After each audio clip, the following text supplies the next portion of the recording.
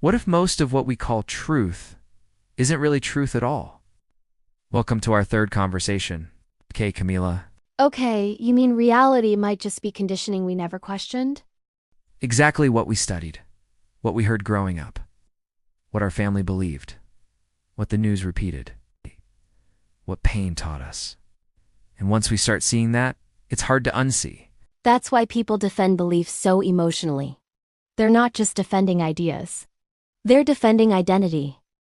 So when someone challenges their truth, it feels personal. Yes, because for a lot of people, truth isn't just what they think. It's who they think they are. Then here's the question. What makes your truth truer than mine? Is it because more people agree with you? Because a book says it? Because your parents taught it? Or because your pain made it feel real? Most people never slow down enough to ask that. But maybe they should, because if truth is filtered by conditioning, then attention becomes powerful. What happens when I stop feeding fear every day? If I stop living in bad news? If I stop arguing online? If I stop giving my nervous system to outrage and collapse? Am I avoiding reality, or am I refusing to worship it? That depends. Peace can be avoidance, or peace can be alignment. One is denial. The other is discipline. That's exactly it. I don't want fear to become my religion. I don't want division to become my identity.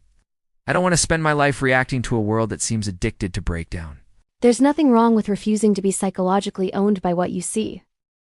People say you can't just create your own reality, but I think everyone does, in some way. Maybe not by controlling the whole outer world overnight, but by shaping the inner world they live from. Two people can go through the same event and come out inside totally different realities. One lives in panic, another stays centered. One sees only corruption and collapse. Another still sees beauty, meaning, and possibility. The outer world can be shared. The inner world isn't. Exactly. And maybe that's what manifestation really is. Not fantasy, not pretending nothing is wrong, but choosing what kind of consciousness you're going to live from, and then building from there. This connects to something I've been thinking about too. A couple of years ago, I went down a rabbit hole while researching something. At first it felt interesting, like I was uncovering things and seeing behind the curtain. But slowly, my mind started going darker. Darker how? Fear, suspicion, distrust. Every headline, every institution, every powerful person started to look like part of a hidden agenda. I thought I was becoming more awake, but I was also becoming more tense. Sometimes people mistake tension for truth. But tension can also mean the nervous system is living in threat mode. That's what I started asking myself. Am I discovering truth, or am I training my mind to look for darkness everywhere? That's the danger. The mind is powerful, but it's selective. If I believe the world is corrupt, I'll keep finding proof of corruption. If I believe danger is everywhere, my mind scans for danger everywhere. That doesn't mean danger never exists. It means attention gets trained. So I might be creating the reality I'm trying to escape. Yes. Awareness can become obsession. Obsession becomes identity. Identity becomes reality. That's what I see in some people called conspiracy theorists. Many of them care. They're trying to warn people. They believe they're helping humanity wake up. But if all we talk about is evil, control, collapse, hidden enemies, and dark forces, what are we actually creating? A warning can be useful, but living in warning mode forever becomes a prison. Exactly. Even if conspiracies exist, even if people in power plan things, I still have to ask, what version of Earth am I choosing to live in every day? Well, in my case, I call it creating a new Earth. Now, the news gives bad news all day. Then sometimes the truth community gives bad news all day too. Different language. Same nervous system. Same fear loop. One side says, be afraid of this. The other side says, no, be afraid of that. And the whole time we're still afraid. That's why discernment matters. Not blind trust, not blind fear. I can look at information without surrendering my whole nervous system to it. I can question authority without making suspicion my religion. I can acknowledge darkness without building my identity around it. That's hard though, because fear is addictive. Outrage gives people energy. Doom gives people importance. It can make someone feel like they know something others don't. So even awakening can become ego. It can, if it separates you from love, humility, peace, and compassion. You have to ask whether it's awakening or just another costume for fear. This is where frequency comes in for me.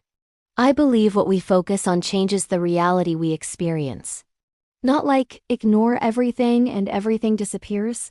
More like, if I keep rehearsing fear, my body lives in fear. My choices come from fear. My relationships feel fear. My future gets filtered through fear. What you feed internally becomes the atmosphere you live inside. So if I'm always focused on dark forces, hidden agendas, and collapse, I give those things power over my mind. Yes. Even if something negative exists, the question is, does it get to own your attention? Pay attention to your intention.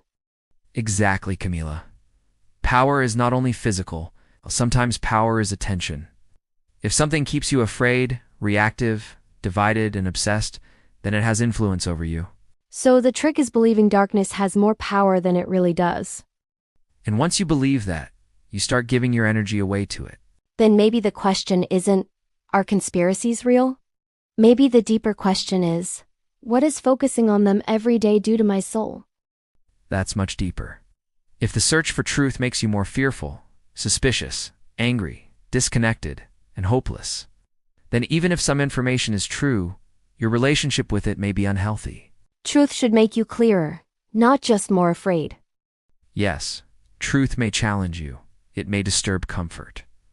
But when held with wisdom, it should eventually bring more freedom, not less. So what do I do when I see people spreading fear all day? Listen without absorbing. Ask without attacking. Prepare without panicking. And be aware without worshiping doom. Prepare without panicking. I like that. Fear says, give me your whole life. Wisdom says, take the useful part, then return to peace. I guess that's what I want people to understand. I'm not saying never question anything. I'm not saying trust every institution. I'm not saying conspiracies never happen. I'm saying, be careful what world you're building inside yourself while you search for truth. Because the search for truth can either free the mind or trap it deeper. And that's why joy matters, peace matters, gratitude matters, love matters. Not because they're distractions from truth, but because they keep me from becoming the fear I'm trying to escape. Joy is not ignorance. Peace is not weakness. Love is not blindness. Sometimes those are the strongest frequencies a person can hold in a world constantly inviting them into fear. Then maybe my job is not to give in to every fear-based story out there. Maybe your job is to stop handing your power over to every dark story that wants your attention. So if I could say it simply, I'd say, yes, question things, look deeper, and use discernment. But don't let fear become your teacher forever. Don't let darkness become your identity. Don't give your power away to the very thing you say you're trying to expose. That's the heart of it. When we constantly talk about what's wrong in the world, are we also helping keep it alive in our own consciousness? Maybe there are many versions of Earth being experienced at once. One person is living in collapse. Another is living in awakening. One is living in suspicion. Another is living in service. One is feeding doom. Another is feeding light. And every day, through attention, belief, and action, each person chooses which world they strengthen. So maybe the question for everyone watching is this. What reality are you feeding? Are you feeding fear or clarity? Are you feeding doom or peace? Are you feeding suspicion or wisdom? And can you seek truth without losing your light? That might be the real test. If you watch this, what do you think? Have you ever searched so deeply for truth that it started affecting your peace? Share your thoughts. Challenge this. Keep the conversation going. Because maybe truth is not only what we discover.